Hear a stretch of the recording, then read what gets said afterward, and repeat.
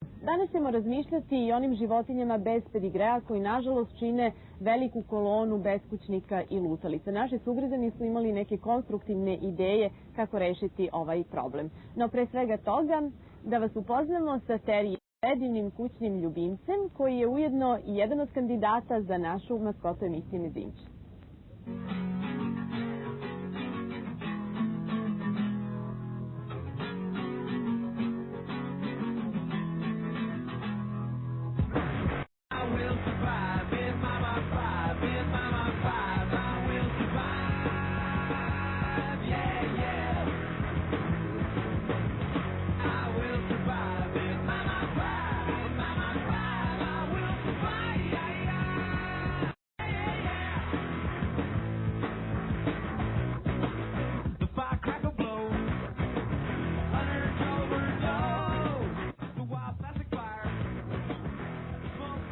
Sada molimo da nas upoznate sa Terijem, da nam kažete sve što treba da znamo o njemu. Pa evo, Terij ima 7 godina, mešanac je. Našla sam ga pre 7 godina na Adi, bio malo kućence u nekoj kutiji i mnogo mi se dopao, bio strašno veseo i bio ko pusmica malo. I onda sam ga uzela i pošto nisam imala naviku da držim kućiće u kući, prvo je bio napolju, međutim je bio toliko sladak da sam posle prevodišla to i od onda smo zajedno. Njemu to izgleda vrlo prija što je u kući i što je maza. Pa ja mislim da mu prija, mada malo, čini mi se sam ga spartanski vaspitala. Ima neka pravila, recimo ne sme da se penje na krevet, na fotelju, mada njemu mislim da to ne smeta. Mi se mazimo, šetamo, tako da čini mi se da mu prija. Terij, sem što je prevelika maza i što je šarmer ovako na prvi pogled, po nekoj našoj proceni ima nekog malog i terijera u sebi, neke terijerske krvi, ali kako mu je narav? Pa mislim da ima i terijerske krvi, pa malo je trgav, pogotovo u kući je jako miran, međutim kad izađemo napolje, da li straha ili zbog toga što ima malo krvi terijera, napada velike kerove, laje i tako da imam problema kad idem s njim u šetnju, moram jako da pazim da slučajno ga neka velika kuca ne napadne.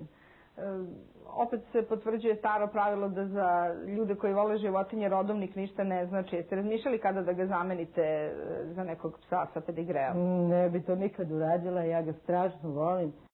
Pre 2-3 godine bio jako bolestan i skoro je uginuo, međutim baš uz veliku upornost i veterinara i mene uspeo je da to prevaziđe i sad je... U pismu koje ste nam poslali zajedno sa Terijevom fotografijom koja nas je konačno i dovela ovde, piše da ima, čini mi se, 10 kila. Da. Jeste ga merili? Jesam. Pa jel voli da jede? Voli da jede. Jako voli da jede i stalno je gladan, sve jede. Išao ga repu i banane. Sve što ja jedem, jede i on. Koliko puta idete u šetnju? Pa 3 puta, a nekad leti i malo više. Idem ujutru pre posla ga šetam, pa onda žurim kući nekad i kad negde odem, ne drži na mesto.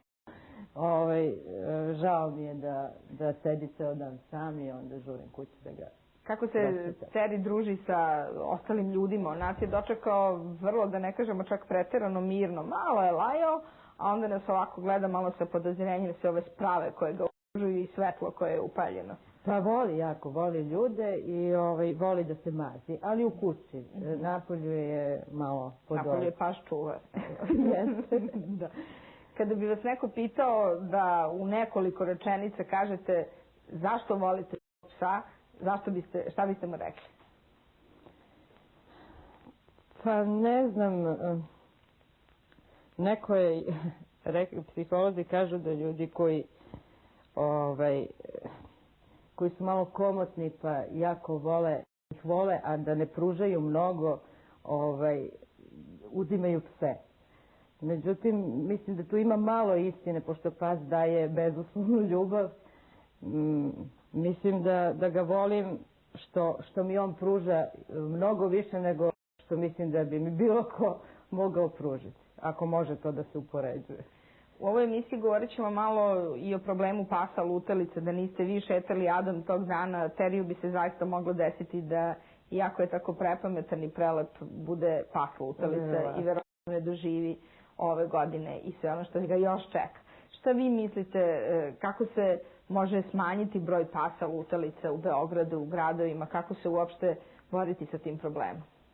Pa mislim da su ljudi jako neodgovorni, da bi se to da bi trebalo malo uticati na to da ljudi imaju malo, da budu malo odgovorniji prema životinjama i mislim da onda ne bi bilo toliko pasa lutalica. Da ne izbacuju sve na ulicu, da vode računa o malim psima i mislim da je to rešenje.